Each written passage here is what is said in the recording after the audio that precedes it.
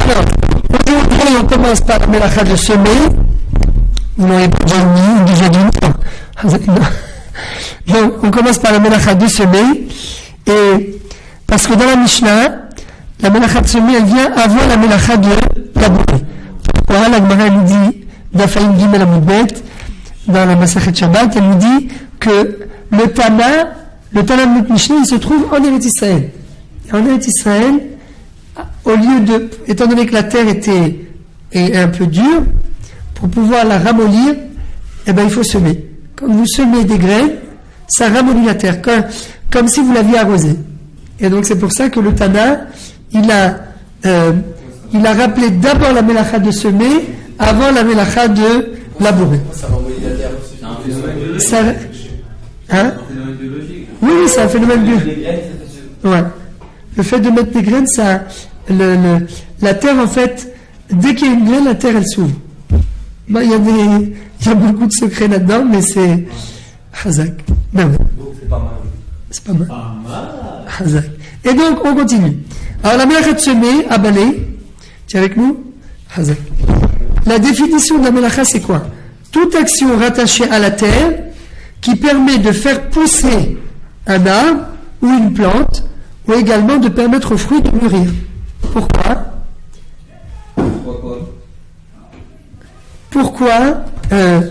Pourquoi c'est la définition?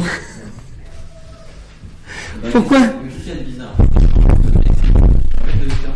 Bien fait, qui permet de faire pousser un arbre ou une plante, mais permettre à un fruit de mûrir, pourquoi ça ferait partie aussi de la définition de semer? C'est le but de la semence. Le but. S'il n'y a pas l'eau, par exemple, pour arroser la semence. Non, mais c'est l'objectif. C'est l'objectif final. Le but final de semer, c'est quoi?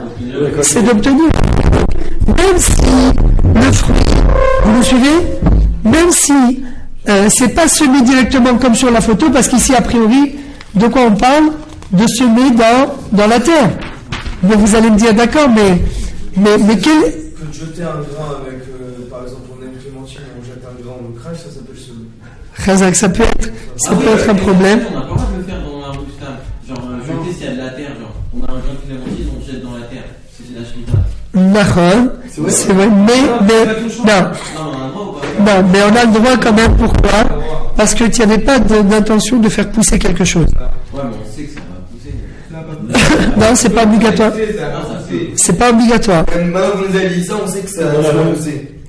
Non, pourquoi ça va pousser? Maintenant que vous nous avez dit ça, c'est très bien que si je jette un grain dans la terre, vous savez que ça va faire un travail très. Non, mais ça va pas obligatoirement pousser. Tu sais ce qu'il faut pour que ça pousse, il faut labourer, il faut. Même si je la fais la clémentine, ça va rien faire. Bien sûr que ça fera rien. Ou alors, on va faire pipi, genre, il y a aucune graine dedans. D'accord. Shabbat, est-ce qu'on a le droit d'uriner? C'était pour la shmita. Après, ça va suivre pour la shmita. Non, c'est pas un problème. Et même pour Shabbat, d'uriner, c'est pas un problème. Sur la terre. Et mettre de l'eau. Sur la terre. Mettre de l'eau. Uriner sur le. C'est un problème? Non, il n'y a pas de problème. Non, mais c'est. Public ou un domaine Parce que À Motaï, je répète la question. A-t-on le droit d'uriner dans un domaine public Shabbat? ou d'un domaine privé à un domaine public. Non, n'urinez pas dans un domaine public. D'abord, c'est pas joli. Et sur la taille Israël, bon, il veut revenir. C'est vrai, il n'a pas vu? Ah, oula. Moi, je veux bien, j'en ai pas eu. Oula, attends. Ah, ils viennent de sortir. D'accord. Sabotage. Comment, Imama? Oui. On arrose, on la détruit la terre. Oui, d'accord. Mais ça, d'arroser avec de l'urine, ça n'a pas de potentiel de pouvoir pousser. Même si même tu bois de l'eau toute la journée, de l'eau, Même si tu bois de l'eau, ça va pas. C'est pas ce qui va aider l'arbre ou la plante à pousser. si on met de l'eau, on va faire. Il vaut mieux les khatrila, bien sûr, ne pas le faire. Tu entends, Samuel? Il vaut mieux ne pas le faire, les khatrila, mais quelqu'un qui a vraiment envie, il est dans la forêt, qu'il n'a rien, il n'a pas de moyens, il n'y a aucun problème. Comment que c'est dit? Est-ce qu'on a le droit de mettre de l'eau, si nous met de l'eau, c'est la source, si je le dis à la blouse. Oui, de verser de l'eau sur la pelouse, ça c'est assourd. Et pendant la Shemitah, dans le jour de la semaine? Les jours de la semaine, non. Ça dépend ça dépend quelle quantité d'eau tu verses sur la terre. Si c'est pas une quantité qui peut permettre à l'herbe, par exemple, de pousser, il n'y a pas de problème. Pas de problème. Tu as le droit d'arroser, par exemple. Même pendant la nuit de la Shemitah, tu as le droit d'arroser. Tu as le droit d'arroser pendant la nuit de la Shemitah. Tu as le droit d'arroser, mais juste pour ce qu'on appelle les cahiers de pira. C'est-à-dire pour préserver l'état de l'herbe. Ça veut dire à partir du moment où tu vois, il y a une marloquette. Est-ce qu'on a le droit de commencer à arroser que quand on voit que l'herbe elle commence à devenir jaune? Ça c'est vraiment un cas extrême. Ou il y en a qui disent est-ce que pendant l'année d'Ashmita tu as le droit d'arroser même avant que l'herbe elle commence à devenir jaune. Donc bidou, mais pas dans les mêmes quantités. Voilà, pas d'après les mêmes quantités. D'accord. Alors, donc on revient à Botaï. Quelle est la définition? La définition de la mélacha de semer, c'est en rapport avec la terre. Donc de là, qu'est-ce que vous pouvez déduire? Quelle peut être la conséquence pratique de la mélacha de semer? Dans quel cas? Oui, mais dans quel cas? Alors je précise ma question. Dans quel cas, quelqu'un qui arroserait de la terre, malgré tout, il transgresserait pas la mélacha de semer? S'il n'y a pas de laine. Si la terre est sèche. C'est pour faire une job dans des choses. Non, même faire. Si la terre ne peut pas donner, elle peut pas donner truc exactement, elle est sèche. Si la terre, elle est. Comment? Elle est pas fertile. Elle est dure, elle a un comment dire? Dans l'eau. Voilà. Elle est rigide. Sur du béton.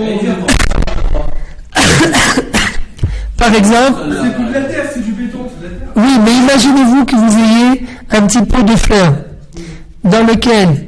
qui est déposé sur du béton. Et bien là, c'est ce qu'on va voir. Comment? S'ils sont détachés de la terre, étant donné, voilà, chez des plantes ou des fleurs détachées de la terre, étant donné que la plante est détachée de la terre, tout dépend dans quel endroit elle est déposée. C'est-à-dire, il y a encore. Mais elle n'est pas détachée parce qu'il y a encore de la terre, il y a encore de la racine. Alors, bien fait. Si c'est dans un vase ou dans un pot de terre non troué, on va y arriver.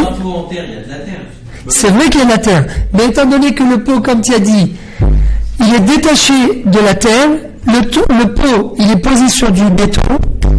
Ah, c'est quand on parle de terre, c'est terre, la vraie terre. Bidou. Une vraie terre, mais si la plante est détachée du sol, elle est détachée de la terre à cause du béton, et bien là, ça ne sera pas considéré comme semé d'après la Torah. Est-ce que vous me suivez? Bien fait. Donc c'est pour ça que on a fait. J'ai séparé en deux cas. On va y arriver. Ça dépend si la personne c'est dans un vase ou dans un pot de terre non troué ou dans un pot troué d'en bas. Chazak. Alors venez, on revient à voter à la définition. Est-ce qu'on a le droit de cracher par terre Pendant Shabbat, sur la terre. Ouais. Oui, parce qu'il y a. C'est pas. C'est pas un problème, c'est dans un domaine public? Non, dans un domaine public, c'est sûr qu'il ne vaut mieux pas cracher. Ça... Non, je suis dans la rue, non, parce que ça risque de causer un dommage. C'est parce que une chaussure, ton volard, il est pas dégueulasse. Le quoi? Tu vas pas glisser avec. Le chewing-gum, on peut mettre dans la poubelle. Oui, admettons dans un cas où il y a un héros. S'il y a un héros, le chewing-gum, on peut mettre dans la poubelle. Oui, on peut déjà le mâcher. On peut sortir avec et on peut le mettre dans la poubelle. Quoi, c'est assourd de prendre un chewing-gum Oui, si. Si je prends un contrat via Yaakov, je prends un chewing-gum. Mais à Contrat Yaakov, il y a un héros. Oui, tu dois prendre un chewing-gum. Oui, mais à Paris, par exemple, tu n'aurais pas le droit. Parce que c'est porté. C'est porté, Merchan. Oui, il faut voir ça avec le crachat. Non, lui, il a parlé du crachat par rapport est-ce qu'on a le droit de cracher dans le domaine public Shabbat? Est-ce que c'est pas considéré comme... Est-ce que dans la semaine, on a le droit de cracher déjà? Non, en Eretz Israël. C'est interdit de faire quelque chose de dégoûtant pour quelqu'un, c'est interdit de dégoûter les gens. Oui, ça c'est autre chose. Cracher, c'est interdit devant quelqu'un. Oui, ça va quand tu l'entends. Cracher devant quelqu'un, d'accord. D'accord. Tu vas te retenir tout le temps, quoi, de baiser. Bah non, tu vois, moi je dois être propre, je crache. Moi, je peux tout. Dans les trois, tu vous faites comme bord, C'était considéré comme... comme bord. Bon, c'est ça, oui, mais ça dépend. Bon, dans le shoot arabine, c'est vraiment, il y a un risque que la personne, elle tombe à cause de ce crachat. Sur la terre, vraiment, il n'y a pas de risque parce que. Oui, donc, d'accord. Et il n'y a pas de problème. Il n'y a pas de problème. Cracher, donc, résumé, Rabotage. Cracher sur la terre Shabbat, il n'y a pas de risque de tomber, puisque c'est sur la terre et le crachat, il s'absorbe dans la terre. Premièrement, il n'y a pas de risque de tomber. Deuxièmement, il n'y a pas de risque que ça sème, que ça ouvre la terre et que ça humidifie la terre. Que ça humidifie la terre. Khazal.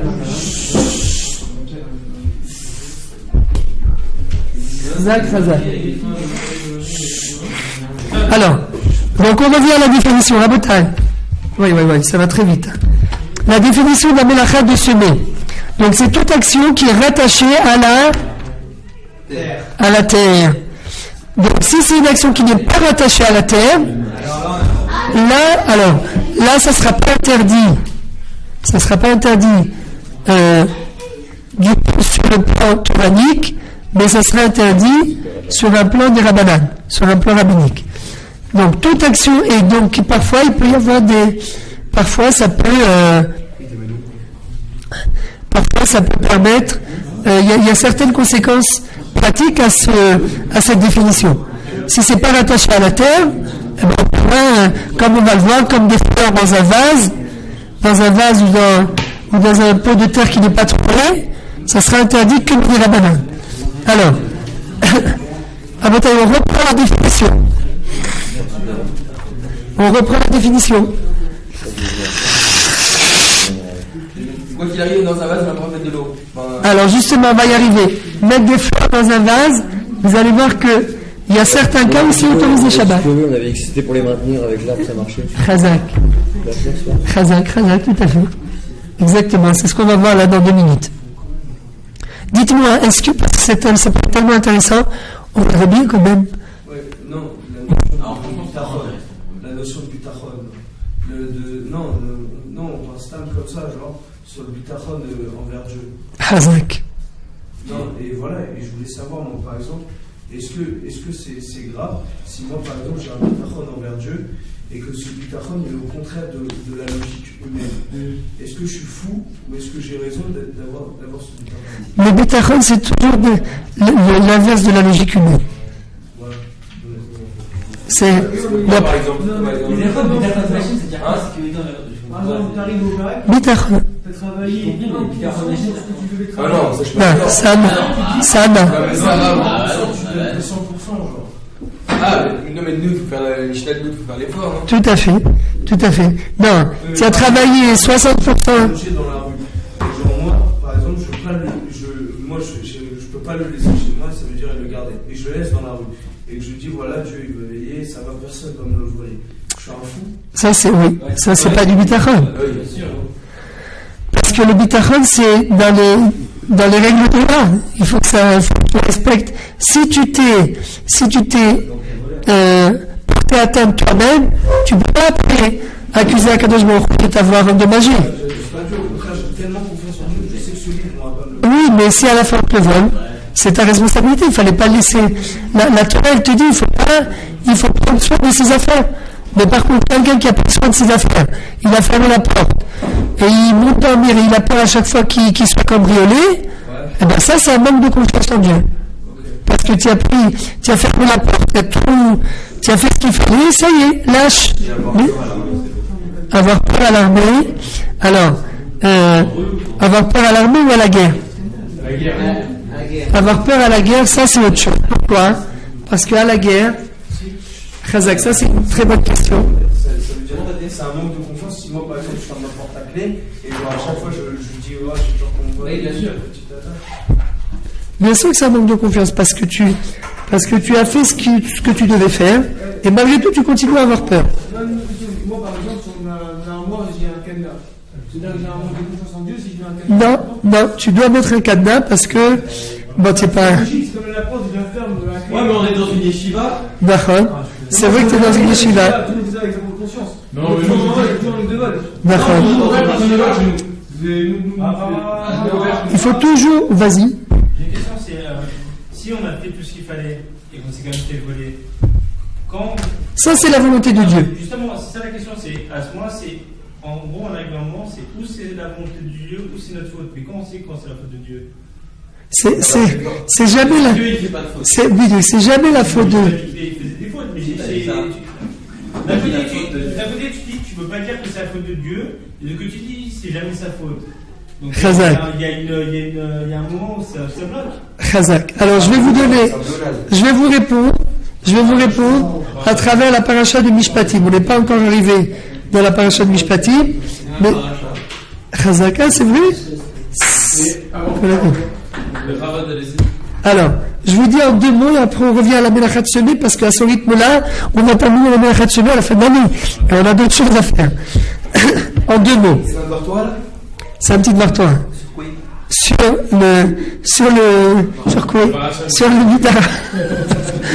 le bitachon Hachem. Alors, Khazak. Il y a écrit dans la Torah, Parashat Mishpatim, Kiré Bor Ish. Il a fait. Quand un homme il ouvrira un puits, il passe dans le domaine public et il ouvre un puits. Il ne va pas le couvrir.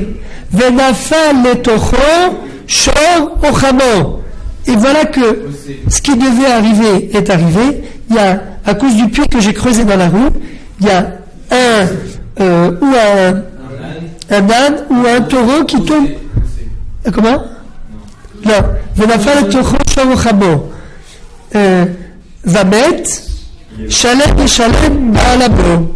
Et voilà que le taureau ou l'âne est mort en tombant dans le puits. Celui qui a ouvert le puits, il doit payer. Venafal et Tochoshov Chamo, Vamet, Shalem Yeshalem Baalabo. Alors la Gemara posait, et Rashi rapporte sur la paracha, sur les étapes, il dit, il rapporte notre Racha qui dit, Shov velo Adam, Chamo velo Kelim. Sur quoi le propriétaire du puits est obligé de dédommager le propriétaire du bœuf, du taureau ou de l'âne? Sur quoi il doit le dédommager? Que sur le taureau ou que sur l'âne? Mais si c'est un homme qui est tombé dans le puits, le propriétaire du bœuf n'est pas obligé de dédommager. Il a une intelligence, il sait très bien qu'il y a un taureau, il y a un puits. Comment il sait? Il va dans la rue. Il voit un gros trou, Mais tu as le droit de creuser un puits dans la rue? Moi j'ai le droit de creuser un puits dans la rue? Oui, mais je suis attentif. Ah. Alors, voilà ce qu'il nous dit. Il nous dit, bien que moi j'ai pas le droit de creuser un puits dans la rue, et pourquoi? Eh bien parce que, pourquoi j'ai pas le droit de creuser un puits dans la rue? Parce que la rue, ça appartient à tout le monde. La rue, c'est le domaine public. Le domaine public, il appartient à tout le monde. J'ai pas le droit de venir et de creuser un puits parce que j'en ai décidé. Même la mairie, pourtant la mairie, elle représente le tsibour. Elle représente le public de la ville. Même elle, quand elle creuse un puits dans la rue, elle doit démarquer l'endroit, mettre des barrières avec des grands panneaux. Attention, travaux. Et si elle l'a pas mis et que quelqu'un tombe, elle est fautive. D'accord? Mais quand mais en théorie, quelqu'un qui creuse un puits, il est responsable de son puits. C'est vrai, il n'a pas le droit de creuser un puits dans le domaine public, mais comme il vient de nous dire, s'il y a quelqu'un qui tombe dans le puits et que c'est un homme, c'est la faute de celui qui est tombé. Moi, je suis patour, je suis exempté de dédommager celui qui est tombé dans le puits. Pourquoi? Parce que la Gemara nous dit, il a des yeux. Il a des yeux, il barriait les Iouni. Il aurait dû il aurait dû regarder. C'est la Gemara, le début de Perek Sheni dans Baba Kama. Vous pouvez regarder. C'est Marocain, Rabemir et Khamim. D'accord. Il fait tomber la cruche, il va débarrasser. Il y a fait Méon. C'est au début de. Non, mais il y a aussi Perek Sheni. Début de Perek Sheni, très bien. Mais en fait, qu'est-ce que la Gemara nous dit? Quand c'est un homme qui tombe dans un puits, c'est de sa faute. Donc, Shor, Velo Chamor, c'est Shor, Velo Adam, Chamor, Velo Kelim. Pourquoi le Kelim? C'est-à-dire, moi, le propriétaire du puits, je devrais dédommager le propriétaire de l'âne qui est tombé, mais je ne suis pas obligé de payer les Kelim. Pourquoi? Bon, c'est une autre question. Mais en quelque sorte, qu'est-ce qu'on voit de cette halakha? Deuxième halakha. Vous allez me dire vous-même. Quelqu'un qui allume un feu, mon feu il se propage, il va de mon champ dans le champ du voisin. Et dans le champ du voisin, il y avait une meute de foin, dans laquelle j'avais caché, dans laquelle Tzfania il avait caché des diamants, mais il avait caché des billets, $10,000. Et voilà que mon feu, il se propage, il arrive dans ton champ, il bouffe la meute de foin, avec les $10,000 dedans. La Gemara, qu'est-ce qu'elle nous dit? Elle lui dit, je suis exempté de payer. Pourquoi? C'est mon champ. Oui, mais non. Si mon feu, il se propage dans ton champ et il brûle sur son passage plein de choses, je suis obligé de dédommager. Je suis obligé. J'ai pas fait de négligence, parce que je savais pas que ça allait aller là-bas. C'est le vent qui l'a amené le vent. Mais malgré tout, je suis quand même coupable. Bien que ce soit. Non, il paye que les 10 000. Attends, je répète. Si j'ai allumé le feu dans mon champ, le feu il s'est propagé dans ton champ, le feu s'est propagé dans ton champ, je dois quand même payer les dommages, bien que ce soit le vent qui ait propagé le feu, je dois payer les dommages qui ont été occasionnés dans ton champ. Mais par contre, si toi tu avais caché à l'intérieur d'une meute de foin $10,000, eh bien moi je suis exempté de payer ces $10,000 que tu avais cachés dans ta meute. Je n'aurais jamais fait de feu sinon. Et je paye le fond? Non. Le foin, oui. Le foin, oui. Bon, tu vas payer 5 shekels et les $10,000, ils sont partis. Pourquoi? Parce que c'est celui qui a choisi. Il a caché, quoi. Il a caché. Le propriétaire aurait dû prévoir que si imaginons qu'un jour il y a un feu, ça va couper le fond. Chazak ou Baruch. Vos applaudissements. Le propriétaire. Hein? Mais non, ça y est. Ça y est. Et pour moi, Comment? Non, pas du tout. De prévoir que le feu va brûler ce qui est dedans. Mais pourquoi tu caches 10 000 shekels, $10,000 dans une meute de foin? Qu'est-ce que ça fait là-bas? Non, c'est pas du bitachon, c'est de la bêtise. C'est de la sauterie. Et j'ai confiance en moi, j'ai confiance en lui, ce feu ne va pas brûler. Et je mets mon argent. Mais tu peux pas cacher il peut arriver beaucoup de choses. Tu sais où est-ce qu'il faut cacher son argent? Dans un coffre, à la banque. Tu vas à la banque, tu signes une décharge, il y a une assurance. S'il arrive quelque chose, c'est la banque qui est responsable. Mais là, qu'est-ce que tu as fait? Tu n'as pas pris en compte, exactement comme il a dit, qu'il y aurait pu avoir un feu, qu'il aurait pu avoir n'importe quoi, et que les 10 000 ils allaient partir. Donc c'est ta faute, c'est pas la faute, c'est pas ma faute. Bien que ce soit moi qui ai allumé le feu, c'est pas de ma faute, c'est de ta faute. Fallait pas que tu plantes les 10 000 dans la meute de foin. Oui, qu'est-ce que tu dis, Baruch? Baruch. Si c'est traite. Si ce n'est toi, c'est donc ton frère. Alors, c'est ce que j'essaie de vous expliquer. C'est... T'as dit? Il y a de la fumée, hein? Il n'y a pas de fumée sans feu. Et qu'est-ce qu'on lui dit, monsieur? Rabotaï, est-ce que vous comprenez ce que je vous dis? Rabotaï, parce que j'aurais bien voulu quand même terminer la mélacha de semer. Il nous pose comme question, Youssef Yitzhak, qui dit, mais alors Dieu n'est jamais responsable. Non, Dieu n'est jamais responsable. Chut, la réponse à la question. Non, même du bonheur des gens, il est pas responsable. Du bonheur des gens, si. Attendez. Laissez-moi terminer la question. Laissez-moi. Quelqu'un, en fait, ce que la Torah nous dit, c'est que tu peux pas. Quelle est la nature de l'homme? Raboté, je conclue, mais il faut écouter le libre arbitre. Pour pouvoir choisir. Mais où est le problème de l'homme? Le problème de l'homme, c'est qu'il cherche toujours des coupables. Il fait des bêtises, il n'a pas regardé dans la rue où il va, il n'a pas fait attention, il a oublié sa sacoche, il n'a pas regardé où il met ses pieds, à la fin il est tombé, il s'est fait mal, qu'est-ce qu'il cherche? Il cherche à accuser les autres. Mais prends tes responsabilités. Quelqu'un qui a allumé un feu, mon voisin il a allumé son feu, le feu il s'est propagé, ah mais j'avais caché dans la boîte de foin $10 000. Mais qui nous dit que tu as caché $10 000 dans la boîte de foin?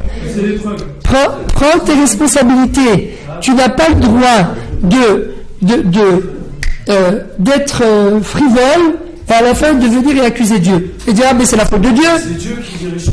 Oui, c'est Dieu. C'est vrai, mais j'aurais dû prendre en compte, et c'est exactement ce qu'a fait Abraham dans la semaine dernière. Il n'attend pas il est méfiant. Il n'attend pas de voir avec Ephron. Il sait que Ephron c'est un malin. Et il se dit, il aurait pu se dire, Dieu il m'a promis la terre d'Eretz Israël, j'ai rien à craindre. De toute façon, la promesse de Dieu, elle va se réaliser. Non? Hein? Exactement. Il a fait la guerre, et non seulement il a fait la guerre, mais en plus il se méfie. Il se méfie des hommes. Il est prudent. Il va prendre ses devants pour ne pas qu'après il se retrouve et dira, mais j'avais acheté la mer à Marpella, mais pourquoi on me la vole? Non. Sois prudent. Narson, il a sauté dans la mer. Il n'a pas fait par quelque chose de naturel. Pourquoi? Razak, il a avancé. Il a eu du bitachon, il a avancé. Il a, quelque part, il a poussé le destin. Il a. Comment? C'est la seule chance de pouvoir fuir en plus. Non, mais même, oui, c'est vrai. Il a eu du bitachon, il a voulu qu'Akadosh Baruch Hu, il lui ouvre la mer et qu'il sauve le peuple juif. D'abord, il a posé la réponse. Non, c'est pas que pour lui qu'il l'a fait, c'est pour le peuple. Donc c'est différent de quelqu'un qui met ses $10 000 dans la boîte de fleurs et il attend qu'Akadosh Baruch Hu vienne lui sauver les $10 000. On monte sur un truc, il y a le fait, il dit non, moi je saute pas. Il attend pas, il dit juste c'est bon, c'est détente, je sais pas. Il y a une blague qui dit comme ça dans le film à la recherche du bonheur. C'est un bonhomme, il était sur un bateau, le bateau il fait naufrage et il se retrouve sur une île déserte. Alors il prie à Dieu pour qu'il le sauve. Et à ce moment-là, il y a un bateau qui arrive. Il fait non, il y a Dieu qui va me sauver. Alors il a sauvé le bateau. Et il dit, il y a un bateau qui arrive. Il fait ouais, sauve-moi. Et il dit non, il y a un bateau qui va arriver. Et alors, il fait un cri, Dieu, sauve-moi. Encore beaucoup d'années plus tard, un troisième bateau qui fait sauver, non, je vais me sauver. Finalement, il meurt sur l'île déserte, il n'y a personne qui est sauvé. Il monte à Dieu, il dit à Dieu, pourquoi tu m'as pas sauvé? Je te prie de me sauver. Tu te fous de moi, je t'ai envoyé 3 bateaux. Tu te fous de moi, il est trop. Voilà. C'est un rapport. Mais si c'est un rapport, parce que à travers la réalité, Akadosh Baruch Hu, c'est exactement ce que je suis en train de vous dire. Akadosh Baruch Hu, c'est le sujet du Dvar Torah de cette semaine qui va apparaître sur YouTube dans 5 minutes. Akadosh Baruch Hu, il veut faire naître le peuple juif. Il a créé le monde, Bereshit, le premier rachid de la Torah. Bereshit, Bishvil Israël, Sheniklehu, Reshit. Pourquoi il a créé le monde? C'est quoi le but de la création du monde? C'est pour l'Am Israël. C'est pour le Mashiach. Pour que l'Am Israël, il naisse, il apparaisse dans le monde. Mais pour faire apparaître l'Am Israël dans le monde, Kadosh Baruch Hu, il a besoin d'acteurs. Il a besoin d'associés. Qui vont être ses associés? Noach, Abraham, Yitzhak, Yaakov, Moshe, Aaron, David, Yosef. Il faut, tu comprends? Akadosh Baruch Hu, il veut faire aboutir son projet divin. Mais il a besoin de l'homme. Il a besoin de l'homme qui soit acteur. Les acteurs qui croient en lui à 100%, moi-même. Oui. Je fais ça dans la rue, je sais qu'il Non, mais c'est pas mis dans la rue. Abraham Avinu, il n'a pas mis dans la rue. Abraham Avinu, il a acheté un Me'arat Amartala. Yitzhak, il a. C'est vrai qu'il s'est jeté dans la fournaise, mais parce qu'il était obligé de. D'abord, il y avait un but, c'est parce qu'il a voulu sanctifier la fournaise. Bidou, qu'on l'a jeté. Et lui, il a une bitachon. Si c'est quelqu'un qui te jette, c'est autre chose. Mais toi, te jeter.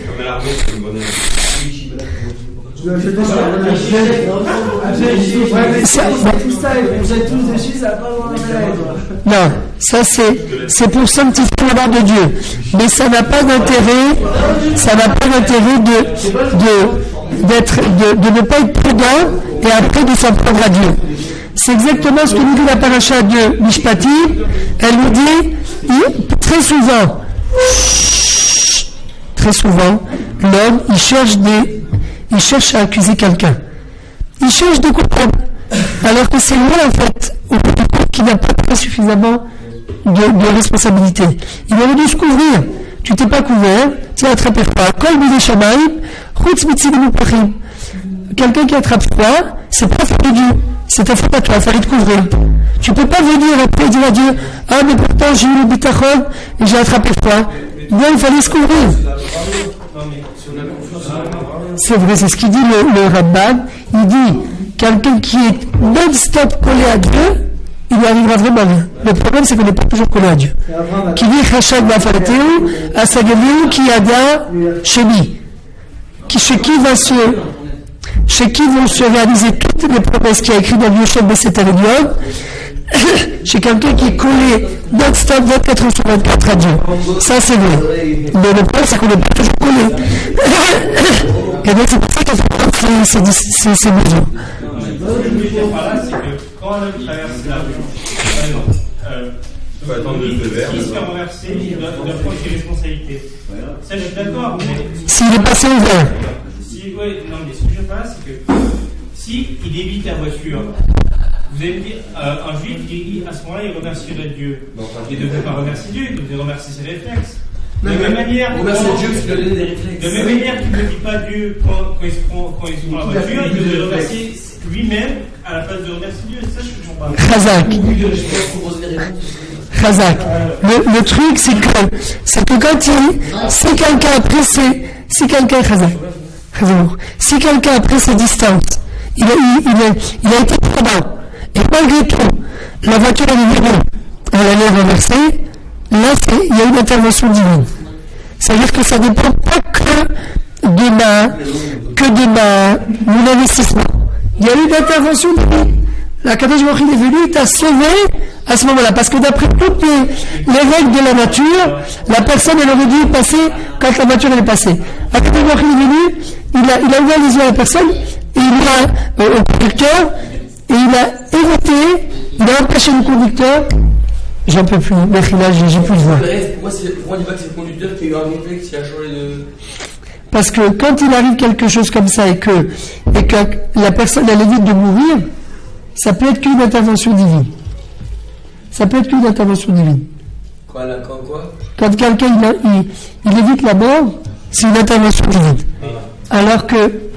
Dans ce cas-là, c'est-à-dire que s'il évite, c'est une intervention divine, et s'il se prend la voiture alors qu'il n'a pas attention, c'est une intervention divine. Mais ce que je comprends, c'est que s'il prend la voiture, c'est une intervention divine. Pourquoi il n'a pas le droit d'en vouloir à Dieu? Parce que Dieu, d'un côté, c'est-à-dire qu'il lui a dit, même si tu n'as pas attention, tu prends quand même la voiture. Mais c'est-à-dire que, naturellement, l'homme, il doit avoir le droit d'en vouloir à Dieu. Parce que, certes, c'est la volonté de Dieu, mais c'est normal d'en vouloir à quelqu'un. C'est pour ça que je te dis, il y a trois cas de figure. Il y a le cas où c'est Bézid, il y a le cas où c'est Shogeg, et il y a le cas où c'est Onis. Quelqu'un il n'a pas été prudent, imprudent, ça c'est simple. Qui est-ce qui est responsable? Si la personne n'est pas prudente, qui est-ce qui est responsable? L'homme. Quelqu'un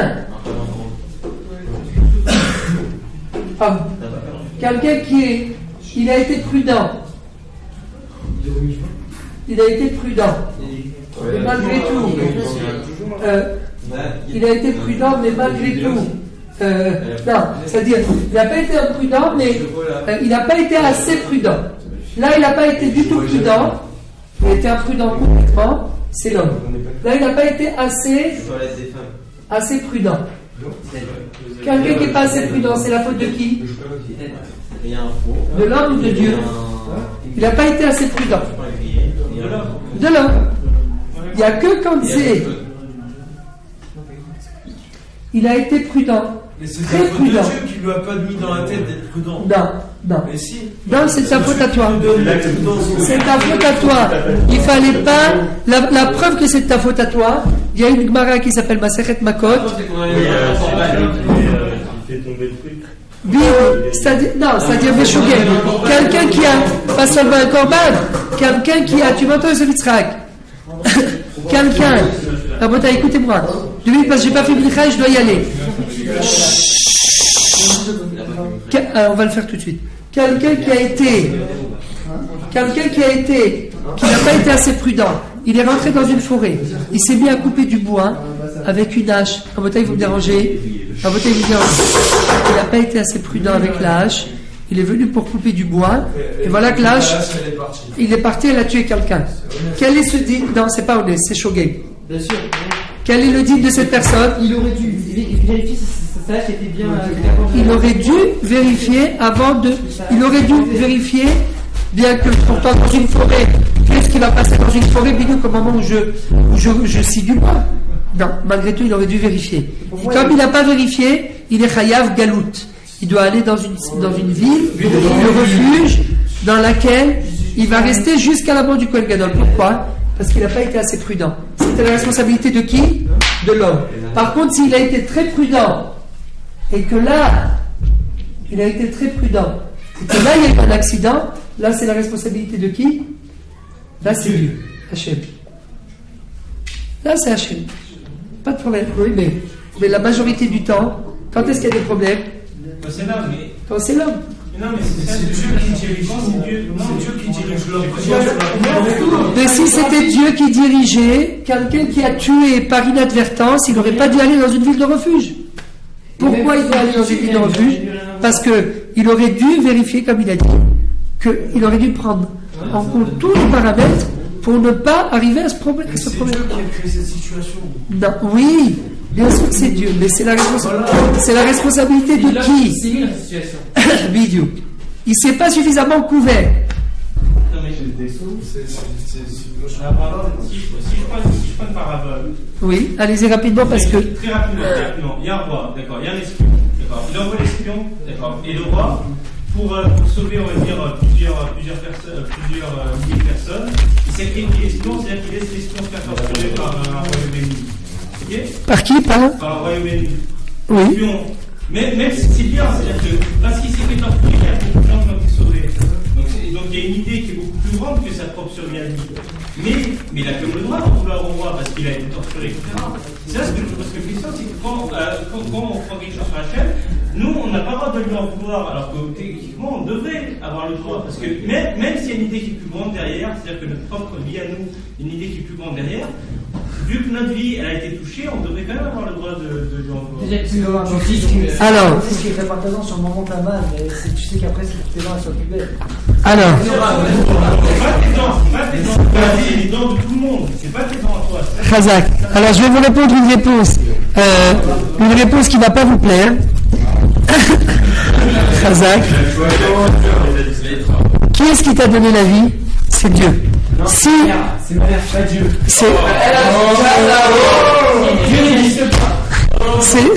C'est ta mère avec Dieu. Dieu, quand il veut, on connaît pas. C'est les parents avec Dieu. C'est les parents avec Dieu. Mais à Kadosh Baruch Hu, parfois, on ne sait pas pourquoi, il y a des calculs qui appartiennent à Dieu, qu'on ne connaît pas.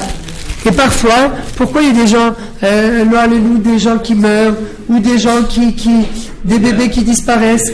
Il y a des choses, là c'est vrai, dans ce domaine qui est un peu gris, là c'est vrai que c'est là où rentre en quelque sorte la Emouna. C'est là où, en quelque sorte, il t'a donné la vie, tu sais pas pourquoi il t'a donné la vie. Est-ce que tu sais pourquoi tu es venu au monde? Oui, je sais. Bon, Hachem, ma chère, il sait. Est-ce que tu as choisi de venir au monde?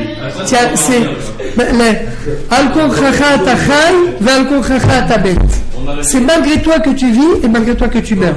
Il y a quand même après toutes les explications qu'on pourra donner, après toutes les explications, il y a quand même une explication qui dit que parfois, il peut arriver des fois, ça arrive pas tous les lundis et jeudis, qu'il y a des cas pareils. Comme le cas de l'attentat de cette semaine.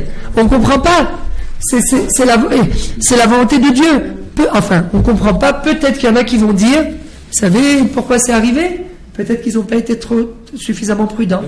Ils n'ont pas été assez prudents. Pourquoi? S'ils avaient des armes sur eux, il n'y aurait peut-être pas eu 4 ou peut-être qu'ils l'auraient arrêté tout de suite.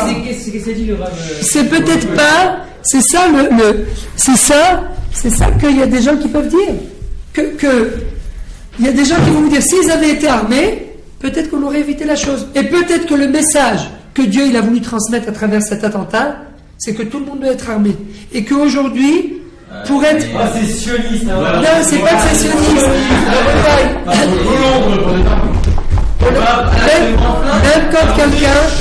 Allez à l'armée, même quand quelqu'un n'a pas été assez prudent, c'est toujours sa responsabilité. Vous voyez, c'est une réponse dure. C'est une réponse très dure. Mais quelqu'un qui avait la possibilité, et c'est peut-être ce message qu'Akadosh Baruch Hu a voulu nous transmettre à travers cet attentat. Ça y est, il faut que tout le monde soit armé.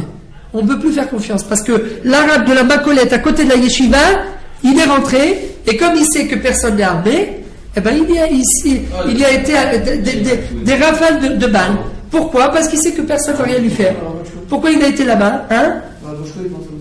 Non mais ça fait mal. Ça fait mal. C'est pas aussi simple de dire ça.